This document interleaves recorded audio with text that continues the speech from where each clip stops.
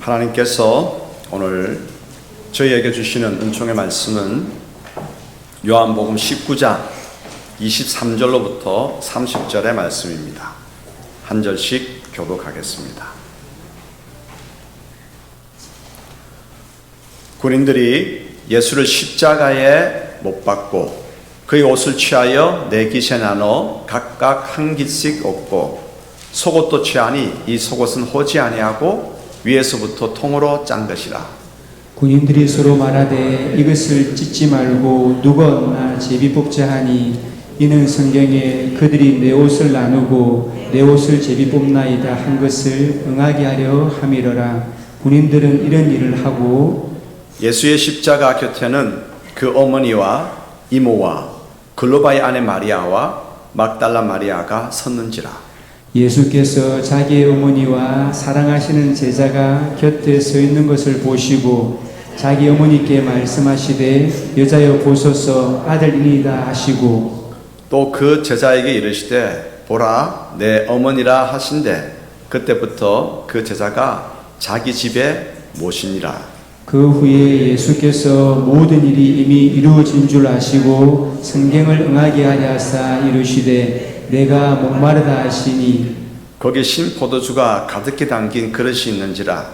사람들이 신 포도주를 적신 해면을 우슬초에 매어 예수의 입에 대니 예수께서 신 포도주를 받으신 후에 이르시되 다 이루었다 하시고 머리를 숙이니 영혼이 떠나가시니라. 아멘.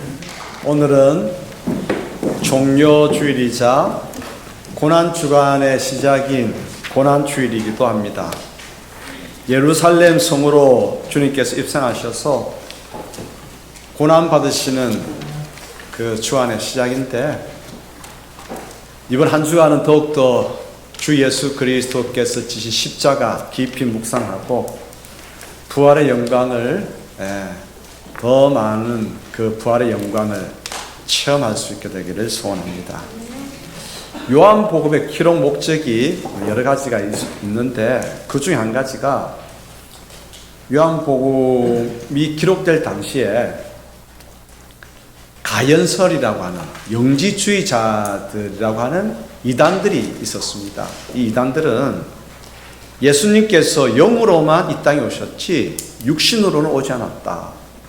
그래서 영으로 오셔가지고 단지 그냥 예수라고 하는 몸을 빌려 있다가 고난받기 전에 떠나가셨다라고 이야기했습니다. 그렇다 보니까 한편으로는 보면 하나님을 굉장히 높이는 것 같습니다. 영이신 하나님을 어떻게 하나님께서 고난을 받을 수가 있어?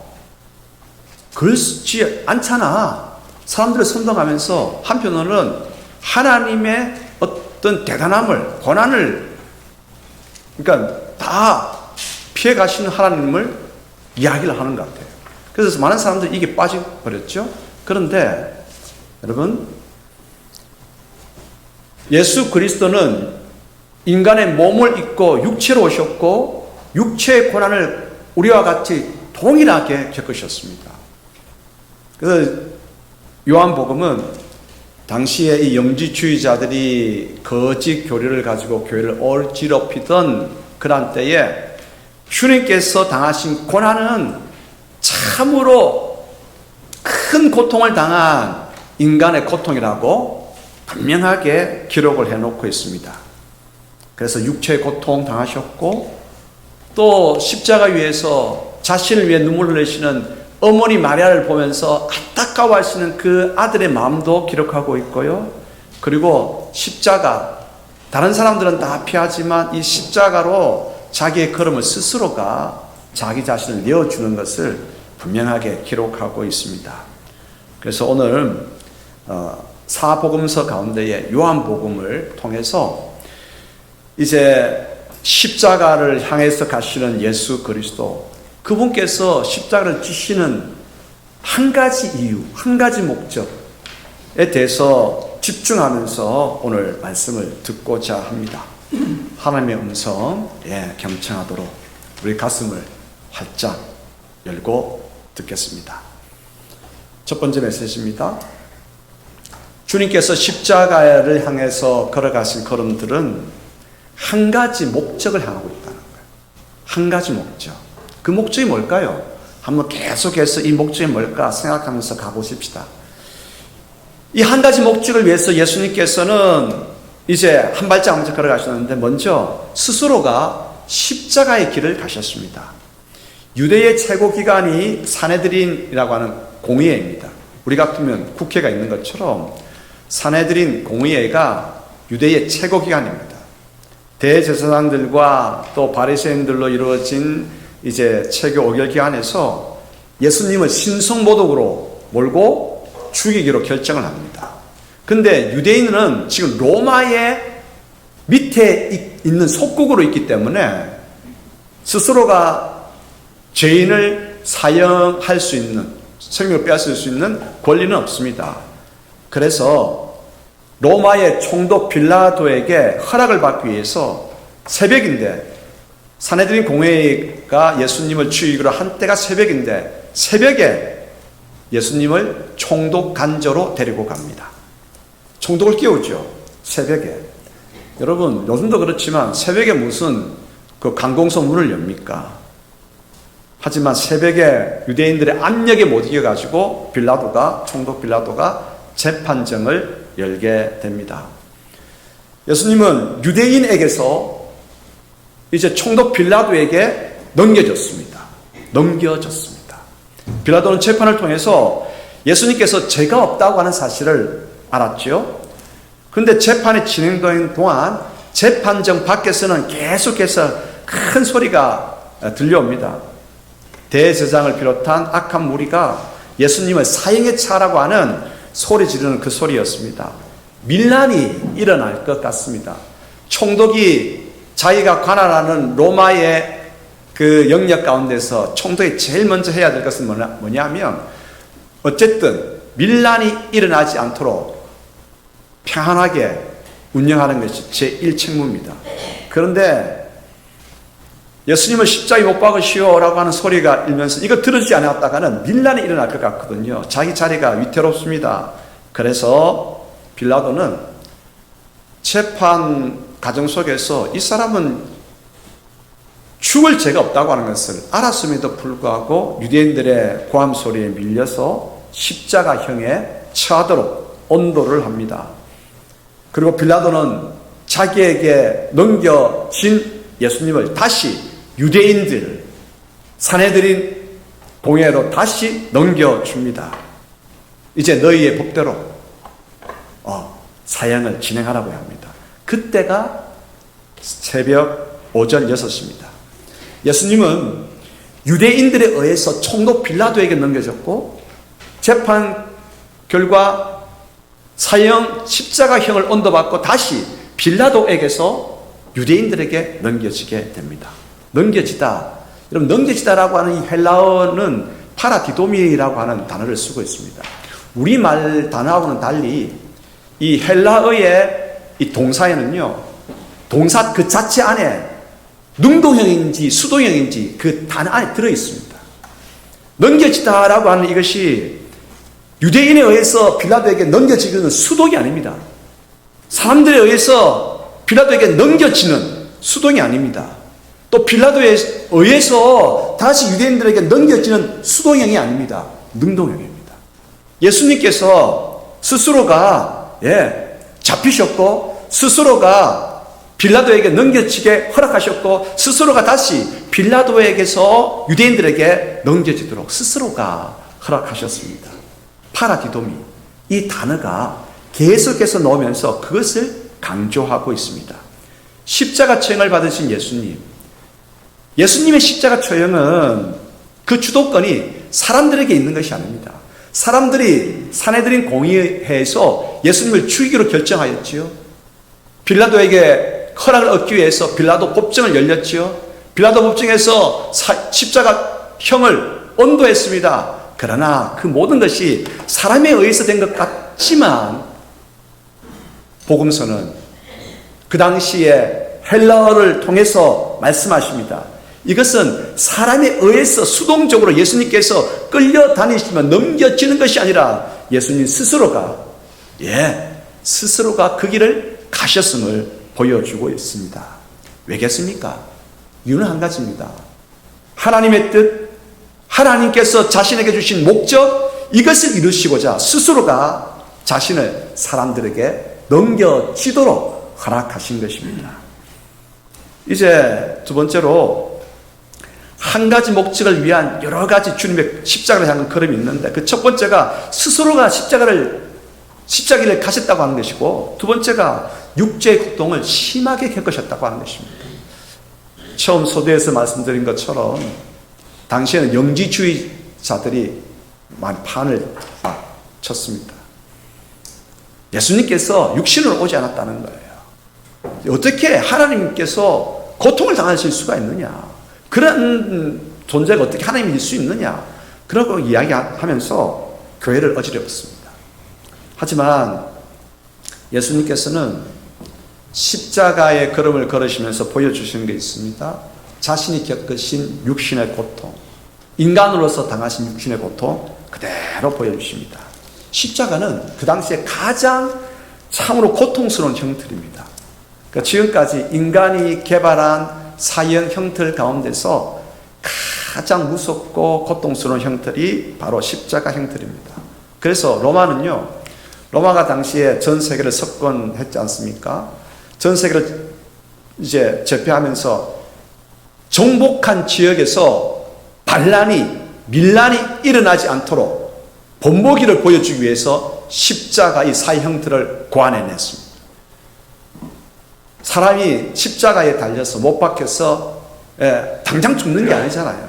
당장 죽으면 사실 적장이 잡혔을 때 적장을 대우해주는 최고의 대우가 뭐냐면 적장을 순간에 죽여버리는 겁니다.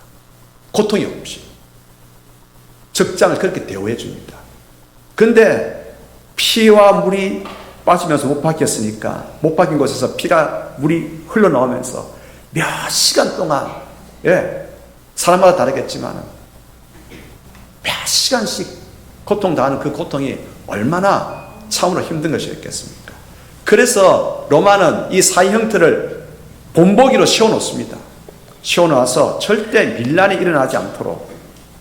이 형틀이 얼마나 고통스러웠는지 로마 법에는 이런 기록이 있습니다. 로마인에게는 십자가의 형틀을 사용해서는 안 된다. 이방인들에게만, 로마인들은 제외하고 이방인들에게만 사용하도록 그렇게 했죠. 그런데 지금 유대인들이 예수님에 대해서 뭐라고 지금 요청하고 있냐면, 총독 빌라도에게 예수님을 그 고통스러운 십자가형에 처하도록 그런 언도를 요구하고 있습니다. 사람은 누구라도 고통을 피하고 싶습니다. 죽음은 더더욱 그렇습니다.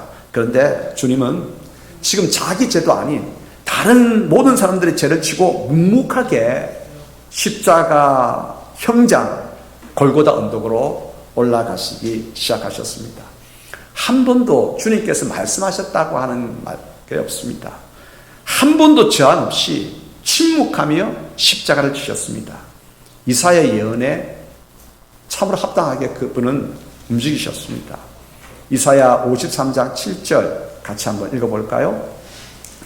그가 곤욕을 당하여 괴로울 때에도 그의 입을 열지 아니하였으며 마치 도수장으로 끌려가는 어린 양과 털 깎는 자 앞에서 잠잠한 양같이 그의 입을 열지 아니하였다. 도수장으로 끌려가는 어린 양들 발버둥 친단 말이죠. 양도 그러하지만, 그런데 주님은 진짜 조용한 유월절 어린 양이 말없이 숨진 것처럼 주님은 잠잠한 양같이 입을 열지 않았다라고 기록해놓고 그 예언을 그대로 주님은 이루어 가십니다. 주님이 오전 6시에 사형 온도를 받으셨어요. 그리고 십자가를 지시고 골고다 언덕으로 올라가시는 시간이 3시간이었습니다. 오전 9시에 십자가에 못 박히셔서 오후 3시까지 6시간 동안 십자가에 달려 계셔야 했습니다. 여러분, 3시간 동안 십자가를 지고 주님께서 힘쓰는 일을 하신 것이 아니잖아요. 힘쓰는 일을 하지 않으셨는데 그 큰 십자가를 지고 언덕을 오르셨다, 골고다 언덕을 오르셨다, 땀이 다 쏟아졌겠죠. 그리고 골고다 언덕에서 이제 못 박히십니다. 6시간 동안. 물과 피가 다 쏟아내렸겠죠. 여러분, 3시간의 땀 흘림, 6시간 동안 서서히 빠져나가는 창에 의해서 상처 입은 곳에서 못 박히신 양 손과 발에서 가시 면류가 쓰신 바로 그 이마에서 피는 계속해서 흘러내립니다. 여러분, 3시간의 땀 흘림, 6시간의 피 흘림, 물이 쏟아짐, 얼마나 여러분 고통이 컸겠습니까? 물이 몸에서 다 빠져나가시니까 얼마나 목이 타셨겠습니까? 요한은 예수님께서 하나님께서 자신에게 주신 그 한 목적을 위해서 이 육체의 극심한 고통을 끝까지 견뎌놓으라고 기록을 하고 있습니다. 그래서 그 당시에 영지주의자들이 십자가 지시기 전에 영인 예수님 영으로 오셨기 때문에 영이 빠져나갔다, 고통을 받지 않았다 라고 하는 말에 요한은 분명하게 반증을 내놓고 있습니다. 주님은 이토록 극한 아픔을, 고통을 감당하셨다. 무엇 때문에? 하나님께서 주님에게 주신 그 한 목적을 이루기 위해서. 도대체 그 한 목적이 뭘까요? 세 번째입니다. 그 한 목적을 이루기 위해서 주님께서 가신 그 걸음에는 자식으로서 겪는 아픔도 있었습니다. 자식으로서 겪는 아픔. 십자가 밑에는 두 그룹이 있었습니다. 한 그룹은 예수님을 십자가에 못 박고 예수님의 옷을 누가 가져가느냐. 옷은 하나죠.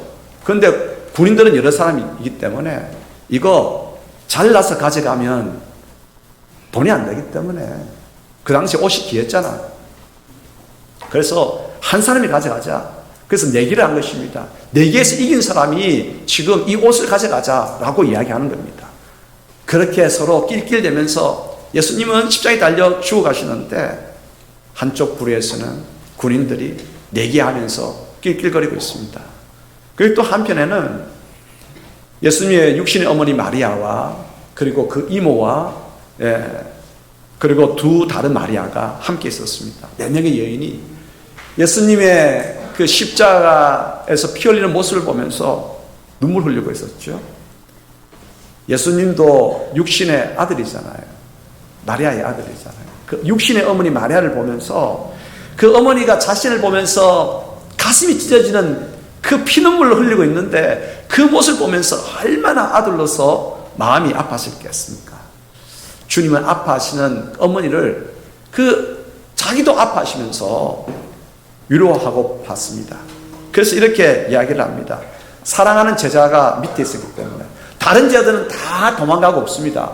오직 한 제자만이 십자가 밑에 있습니다. 그 한 제자가 이름은 나오지 않아요. 그러나 그 이름 나오지 않지만 전체 요한복음의 맥락으로 보면 요한입니다. 예수님께서 말씀하십니다. 요한을 보면서 어머니, 이 사람이 어머니의 아들입니다. 이제부터는 이 사람이 어머니의 아들입니다. 그리고 사랑하는 그 제자를 보면서 이렇게 또 이야기합니다. 이제 이분이 너의 어머니시다 말씀하십니다. 그래서 자식으로 그 아픔 가득한데 그 어머니를 두고 떠나야 하는 아들의 그 고통.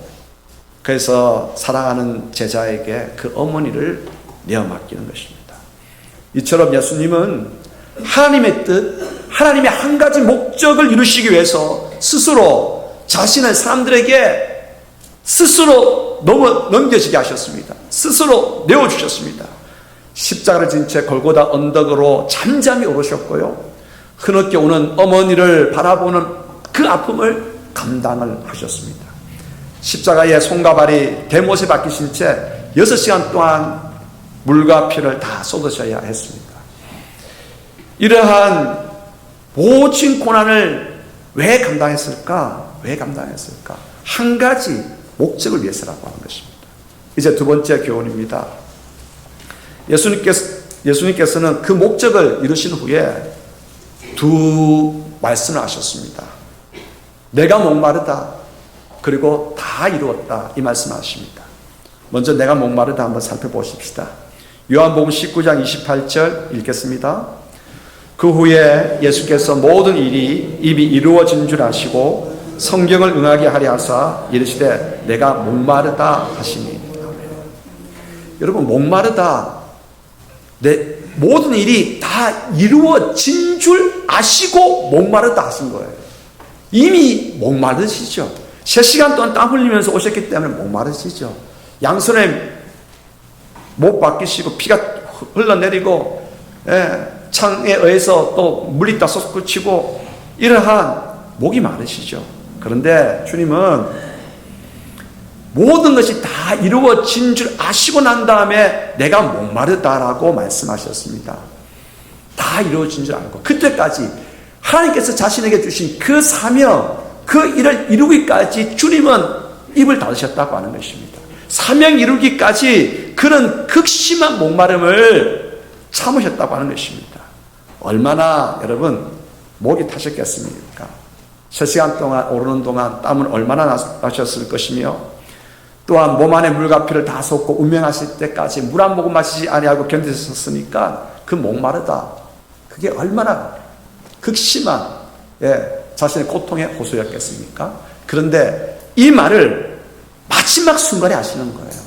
모든 것이 다 이루어진 줄 아시고 내가 목마르다, 이제 다 이루어졌으니까 자신의 그 극한 고통을 목마르다라고 표현하시는 것입니다. 도대체 그러면 하나님께서 예수님에게 주시는 이 사명, 이 목적, 도대체 그것이 무엇일까요?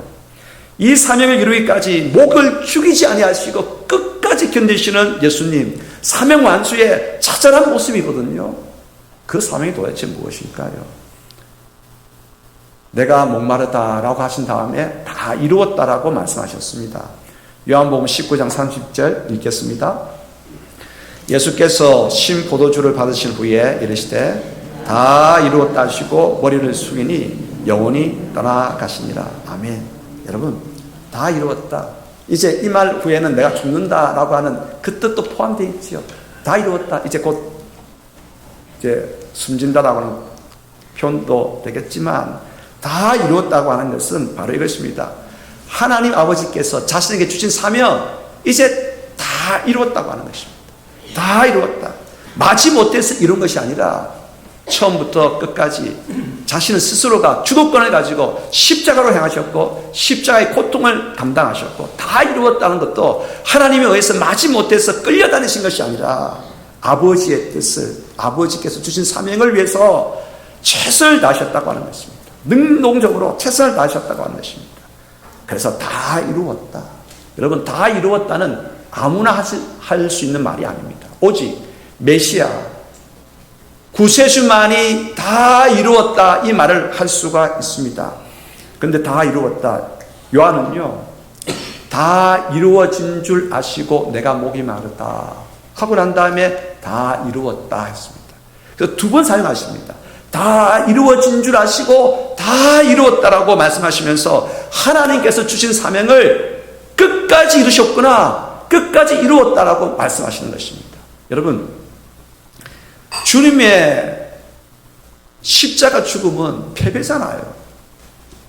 마귀가 십자가로 예수님을 이끌었는데 죽으시니까 패배잖아요. 사람들에 의해서 넘겨져서 십자가에 죽으시니까 패배잖아요. 그런데 여러분, 패배로 보이는 순간에 주님께서 말씀하십니다. 다 이루셨다. 패배 가운데 외치는 승리의 함성입니다. 오직 메시아만이 할 수 있는 다 이루었다. 사람들에 의해서 내가 수동적으로 끌려다닌 것이 아니라 스스로가 자신을 사람들에 의해서 내어주셨고 십자가의 언덕에 스스로 오르셨고 끝까지 한 말씀 그렇게나 목이 타시면서도 한 번 목마르다 하지 않으시면서 마지막 순간까지 버티고 다 이루어졌을 때에 내가 목마르다, 다 이루었다 말씀하시는 것입니다. 자, 그러면 도대체 아버지께서 맡기신 그 일이라고 하는 것이 무엇이겠습니까? 무엇이겠습니까? 세 번째 교훈입니다. 그 세 번째 교훈은 아버지께서 맡기신 그 뜻, 그 목적, 그 목적이 오늘 우리들에게 보여주는 비전이 있습니다. 꿈이 있습니다. 환상이 있습니다. 소망이 있습니다. 오늘 저에게도 이것이 비전이어야 되고, 오늘 아버지께서 그리스도께 맡기신 그 한 가지 목적이 우리 공동체의 비전이어야 합니다. 도대체 아버지께서 아들에게 맡기신, 예수님께 맡기신 그 뜻, 그 목적 무엇일까요? 요한복음 17장 2절이 그 답을 알려줍니다. 17장 2절 읽겠습니다. 아버지께서 아들에게 주신 모든 사람에게 영생을 주게 하려 하시고 만민을 다스리는 권세를 아들에게 주셨음이로소이다. 아멘. 뭘요? 영생을 주려. 영생을 주시려는 것이 바로 하나님 아버지의 뜻입니다. 요한복음은 처음 이렇게 기록하고 있습니다. 태초에 말씀이 계시니라. 말씀이 하나님과 함께 계셨으니 이 말씀은 곧 하나님이시니라 라고 선언하고 있습니다. 태초부터 계셨던 말씀이신 그 예수님께서 인간의 몸을 입으시고 이 땅에 오셨습니다. 왜요? 영생을 주시기 위해서. 십자가를 지셨습니다. 자신을 스스로가 넘겨주면서 십자가를 지셨습니다. 왜요? 영생 주시기 위해서. 끝까지 참으셨습니다. 목마르다 마지막까지 참으셨습니다. 예, 왜요? 영생 주시기 위해서. 예. 그런데 여러분, 영생이라고 하는 이 단어가 요한복음에는 생명으로도 이렇게 나오고 있고요. 영생이나 생명이나 같은 표현이에요. 한번 요한복음 3장 16절 그리고 요한복음 11장 25절로부터 26절 읽어보겠습니다. 하나님이 세상을 이처럼 사랑하사 독생자를 주셨으니 이는 그를 믿는 자마다 멸망하지 않고 영생을 얻게 하려 하심이라. 예수께서 이르시되 나는 부활이요 생명이니 나를 믿는 자는 죽어도 살겠고 무릇 살아서 나를 믿는 자는 영원히 죽지 아니하리니 이것을 내가 믿느냐. 영생을 주시기 위해서. 네. 자, 여러분 이제부터 잘 한번 들어보십시다. 여러분 예수 믿는 까닭이 뭡니까? 예수님의 생명하면 무엇이 떠오릅니까? 아, 죄 용서받았다. 맞죠? 죽어서 천국 가는 거 맞죠? 지금 내가 하나님의 백성 되는 거 맞죠? 그런데 이것만 가지고는 여러분 요한이 이야기하고자 하는 이 영생이라고 하는 것을 담아낼 수가 없어요. 한국교회가 우리가 나 자신이 오늘 우리 모두가 영생 생명을 얻어야 되는데 생명에 대한 더 분명한 것을 깨닫고 오늘부터 그 생명의 삶을 살아가야 합니다. 도대체 이 생명이 뭘까요? 도대체 이 생명이 뭐길래 그 한 가지 목적, 이 목적 영생 주시기 위해서 예수님께서 그렇게나 그 걸음을 걸으셨을까요? 요한의 생명이라고 하는 것은, 요한이 이야기하는 생명이라고 하는 것은 이것입니다. 여러분 요즘 우리나라 바이오 산업 키우려고 많이 합니다. 삼성도 반도체뿐만 아니라 바이오 산업에 지금 뛰어들었잖아요. 바이오 생명이라고 하는 거예요. 생명산업 바이오.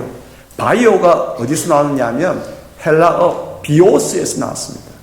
헬라어에는 생명이라고 하는 단어가 두 단어로 쓰입니다. 비오스와 조에가 나옵니다. 비오스. 근데 요한은 비오스라고 이야기하지 않습니다. 비오스를 주시기 위해서 이 땅에 오셨다고 말씀하지 않습니다. 조회를 주시기 위해서 오셨다고 말씀하십니다. 조회는 뭐냐? 예수님을 믿는 이 순간부터 있게 되는 생명입니다. 비오스를 주시기 위해서 오셨다고 한다면 그 땅에는 비오스가 존재하지 않습니다. 이 땅에서부터 조회, 이 조회를 주시기 위해서 오셨는데 여러분 이사야가 예언을 해놓고 있습니다. 이사야 53장 4절로부터 5절에 보면 예수님의 찔림과 상함, 징계 때문에 우리가 평화를 누리고 나음을 받았다라고 그렇게 예언해놓고 있습니다. 왜 예수님은 자신의 찔림으로 말미암아서 우리의 허물이 벗겨지고 왜 자신이 징계를 받음으로 우리가 평화를 누리도록 그렇게 하셨을까요? 우리가 영생을 얻고 하나님과 함께 살아가는 평화를 지금 이 순간부터 누리게끔 하기 위해서입니다. 지금 이 순간부터. 이것이 중요합니다. 조회를 주시기 위한 것은 이 순간부터 하나님의 자녀가 되는 것입니다. 이 순간부터 영원한 생명이 시작되는 것입니다. 이 순간부터 하나님의 자녀의 삶이 이루어지고 하나님 자녀의 뭐가요? 예, 생명들이 꽃피어지게 됩니다. 이 조회의 생명의 의미를 예수님께서 잘 보여주시기 위해서 한 가지 비유를 하십니다. 그 비유가 포도나무 비유입니다. 포도나무 가지가 포도나무에 붙어 있지 않으면 어떻게 됩니까? 열매도 맺을 수 없고 잎도 피울 수 없고 꽃도 피울 수 없습니다. 그러나 가지가 포도나무에 붙어 있으면 꽃을 피웁니다. 잎을 냅니다. 열매를 맺습니다. 모든 자원들을 포도나무에서부터 공급받기 때문이죠. 농부는 가지가 그렇게 꽃을 피우고 잎을 내고 열매 맺으면 즐거워합니다. 포도나무 비유에서 농부는 누굽니까? 농부는 하나님이시거든요. 포도나무는 누굽니까? 예수님이시거든요. 가지는 누굽니까? 우리들이거든요.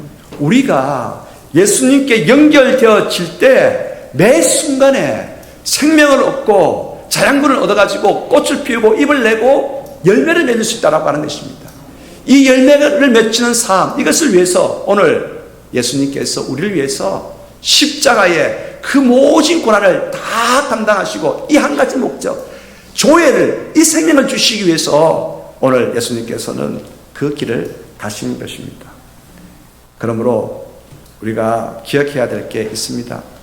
영생을 얻은 우리는 지금부터 끝까지 하나님 나라에 갈 때까지, 그리고 하나님 나라 가서도 지금부터 해야 될 게 뭐냐면 연결되어진 삶입니다. 내가 예수 그리스도와 내가 하나님과 연결되어진 삶입니다.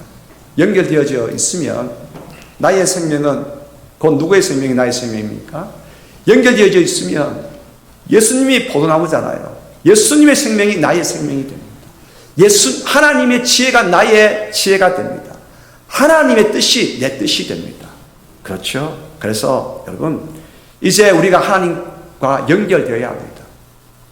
생명을 얻으셨습니까? 이 생명을 붙들고 살려고 다짐하십니까? 그러면 지금부터 시작하십시다.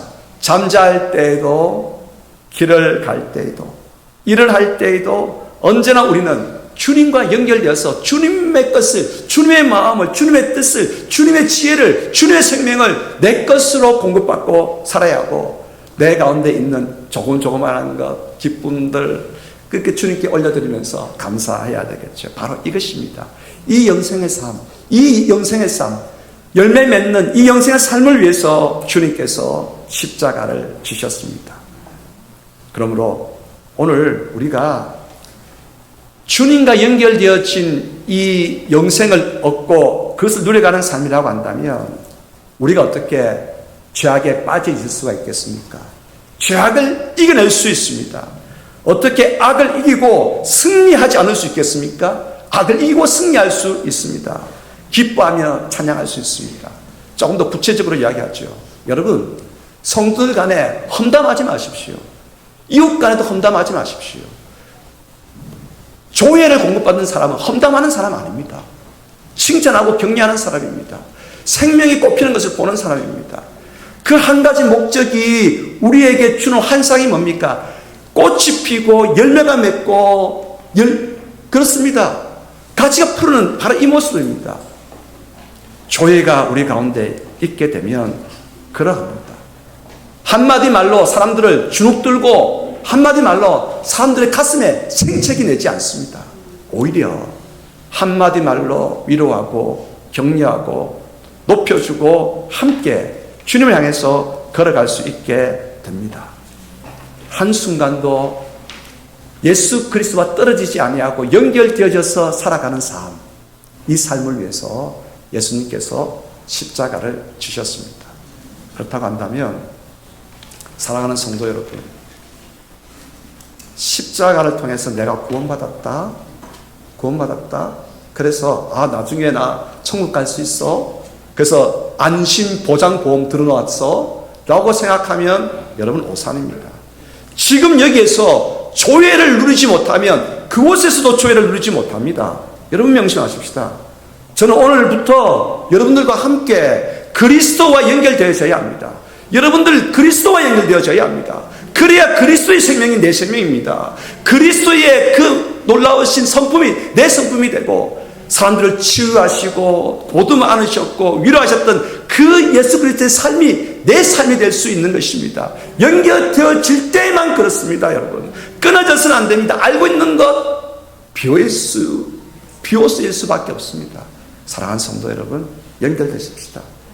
그리스도의 한없는 용서와 품 안으시는 사랑이 내 가운데 들어와서 내가 그것을 가지고 살아가는 것입니다.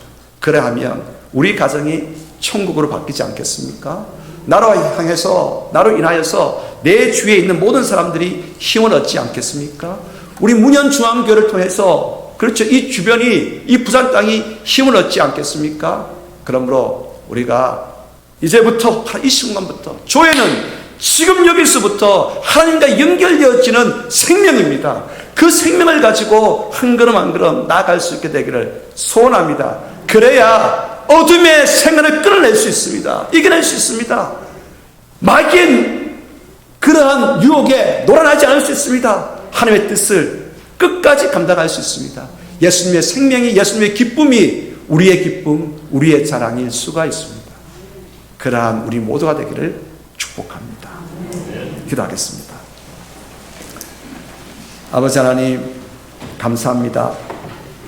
그 한 가지 목적을 위하여서 주님께서는 자신을 스스로가 넘겨주셨고, 스스로가 십자가 고난을 당하셨고, 그 모진 고통 끝까지 감당하시면서 마지막 한마디 할 때까지 참으신 예수 그리스도, 내가 목마르다, 다 이루었다. 주님, 우리들이 하나님과 연결되어지기를 위해서, 그 영생 주시기를 위해서 그렇게나 그것을 원하셔서 주님은 그 길을 가셨는데, 이제 저희들이 하나님과 연결되기를 원합니다. 연결되기를 원합니다. 아버지 예수 그리스도여, 저희들의 마음 가운데 오시옵소서. 예배하는 이곳에 오시옵소서. 우리가 아버지 안에 들어가겠습니다. 예수 그리스도 안에 들어가겠습니다. 하나님은 저희들 가운데에, 저희는 아버지 안에 연결되어 살아가는 복된 삶, 그래서 생명을 온 땅 가운데에 흘려보내며 하나님의 영광스러운 생명의 잔치를 이 땅 가운데에 보여줄 수 있는 영광스러운 교회, 영광스러운 성도, 영광스러운 성도의 가정 기업이 되기를 소원합니다. 연결되어 주기를 원합니다. 성령 하나님, 연결되어 줄 수 있도록 저희들의 마음을 아버지께로 이끌어 주시옵소서. 저희들의 모든 마음들을, 생각들을 아버지께로 연결시켜 주시옵소서. 감사합니다. 예수 그리스도 이름으로 기도드리옵나이다. 아멘.